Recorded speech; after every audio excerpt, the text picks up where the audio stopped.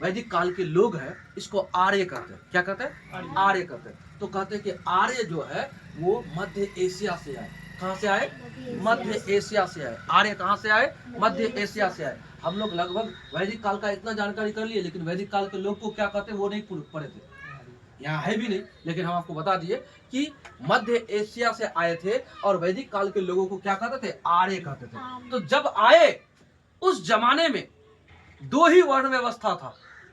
एक उधर से आए हुए व्यक्ति को कहते थे आर्य, और जो यहां पर पहले से थे उसको कहते थे अनार्य। आर्य अनार्य, बात समझे? जो आर्य नहीं था उसको अनार्य कहा, और जो आर्य था, जो आए थे उधर से मध्य एशिया से, उसको आर्य कहे। क्या कहे? आर्य। यानी कि दो वर्ण था। कितने वर्ण थे उस समय? दो वर्ण थे। दो वर्ण थे। जैसे जिस समय वैदिक काल शुरुआत हुआ था उस समय केवल दो ही वर्ण था। कितना? दो। एक था आर्य और दूसरा था अनार्य। अब आप कहिएगा कि इससे फिर आगे बढ़ा कैसे? इससे आगे वर्ण व्यवस्था बढ़ा कैसे? आप ऐसे समझिए, जैसे जो काम जो करेगा ना उसी के साथ उसका वर्ण जोड़ दिया कि आप मतलब सेवा करते हो तो फिर सेवा वाला अलग हो गया। कोई रक्षा करता है तो रक्षा वाला वर्ण अलग हो गया, और जो पूजा पाठ करता है उसका वर्ण अलग हो गया। तो ऐसे करके वर्ण बांटा उस जमाने में। और वो जानते हैं, एक तरह से टैग लग गया लोगों में। उसका बच्चा जन्म लिया तो वो उसी कैटेगरी में हो गया, उसी को वो मानेगा। ये होना शुरू हो गया था फिर। लेकिन सबसे पहले कितने वर्ण थे? दो। एक आर्य और दूसरा अनार्य। अब उसके बाद फिर क्या होता है? वर्ण जो है, वर्ण व्यवस्था फिर शुरू हो गया। तो कहता है कि वैदिक ऋग्वैदिक कालीन वर्ण व्यवस्था व्यवसाय पर आधारित था। कैसा था? व्यवसाय पर आधारित था। कहने का मतलब जो जैसा काम करेगा, जो जैसा व्यवसाय करेगा, उस तरह का वर्ण होगा। तो सुनिए क्या क्या कहता है इसमें।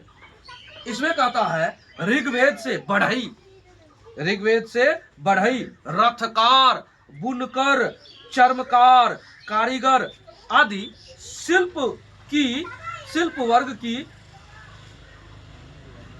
जानकारी प्राप्त होती है। मतलब जो लोग इस तरह के काम करते थे उसको शिल्प वर्ग में रखता था। अब सुनिए आगे फिर। ऋग्वेद में प्रमुख व्यवसायियों का उल्लेख प्राप्त होता है, जैसे तक्षण, तक्षण का मतलब बढ़ई। फिर कहा धातु कर्मी, यानी धातु का कार्य करने वाले। धातु कर्मी समझते हैं? धातु कर्मी समझते कैसा होता है?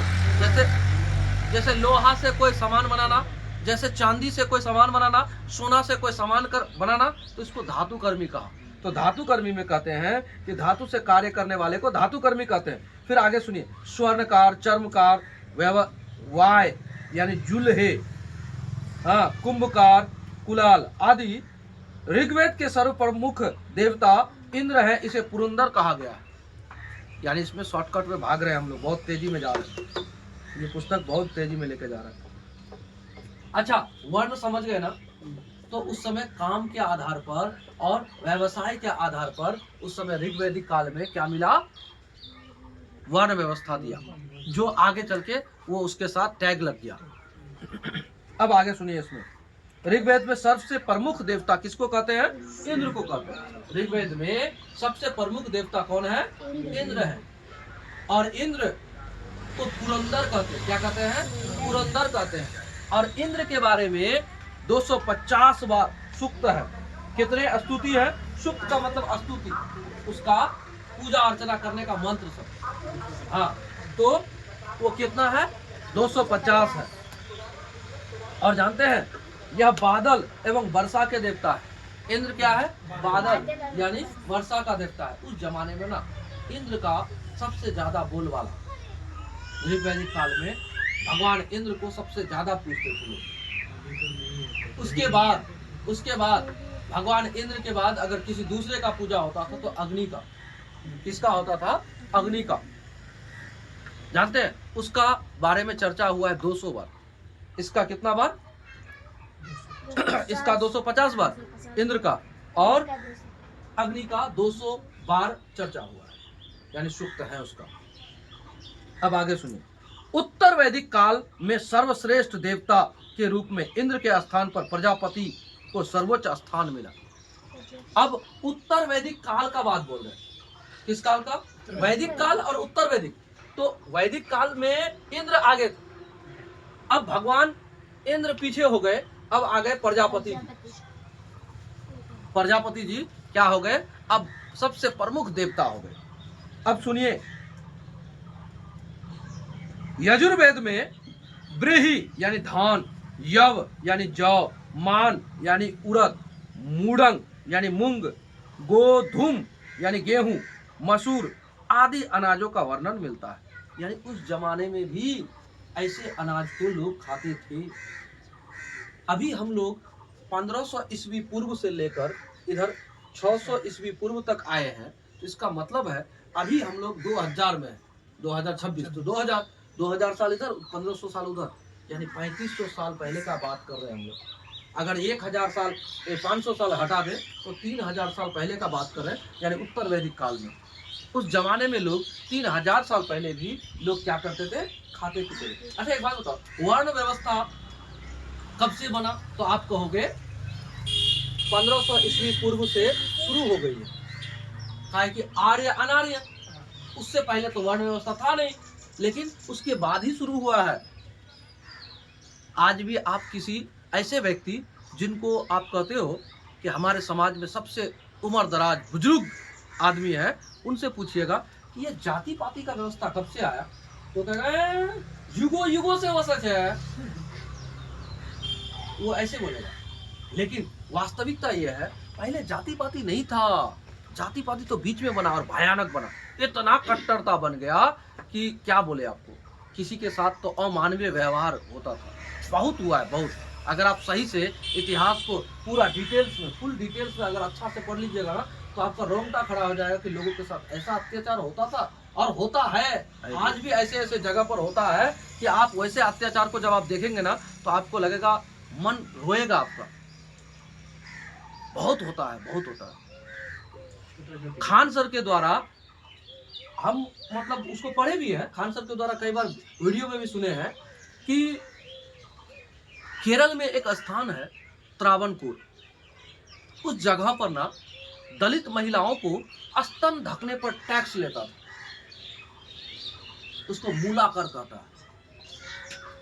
महिलाओं के साथ सोचो कैसा अत्याचार हुआ था कि स्तन ढकने पर टैक्स लेता था, और यहां तक कि ऐसा टैक्स लेता था, बोला जाता था कि अगर जिस महिला का स्तन बड़ा है तो उसको ज्यादा टैक्स लगेगा, जिस महिला का स्तन छोटा है तो उसको कम टैक्स लगेगा। सोचो कितना अत्याचार होता था उस जगह पर, कितना अत्याचार होता था।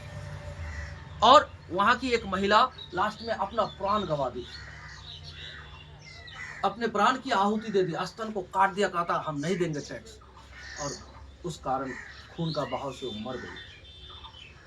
अब सोचिए कितना अत्याचार हुआ था, जबकि ये वर्ण व्यवस्था मानवों द्वारा बनाया गया, और मानवों द्वारा बनाया गया मानव के साथ अत्याचार। ऐसा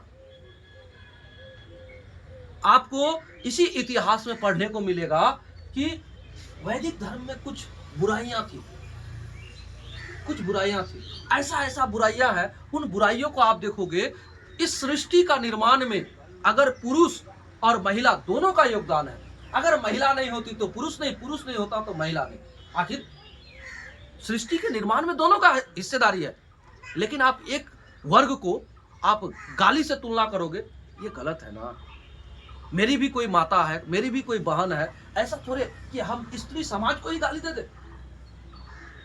ऐसा ऐसा लिखा गया है, कहा जाता है, हमने उसका रेफरेंस एनसीईआरटी में बच्ची को पढ़ाया 12th क्लास में, उस बुक में क्लियर स्पष्ट लिखा हुआ है कि अगर दो गालियां हैं, जैसे किसी को गाली दे रहे हो तो दो गाली है, तो तीसरी गाली क्या है? औरत है, तीसरी गाली औरत है। ये कहां का न्याय है औरतों के साथ? कहां का न्याय? आप औरतों को गाली खाते हो, कहां का न्याय? ये तो घोर अन्याय है। इन सभी बातों को ना पढ़ने के बाद आपको लगेगा कि नहीं, समाज कुछ ना कुछ थोड़ा बहुत तो बुराई लेके चला है, जिसको हम लोग को दूर हटा देना है। और जानते हो समाज कब अच्छा होगा? जब समाज में बच्चियों को भी पढ़ने का अवसर अच्छा से मिलेगा। आज आप देखिए हमारे समाज में बड़े बड़े पोस्ट पर लड़कियां हैं। गर्व की बात है कि आईएएस आईपीएस यहाँ तक कि राष्ट्रपति भी हमारा महिला ही है। तो ये सब बात ना होना चाहिए, ये सब होना भी चाहिए।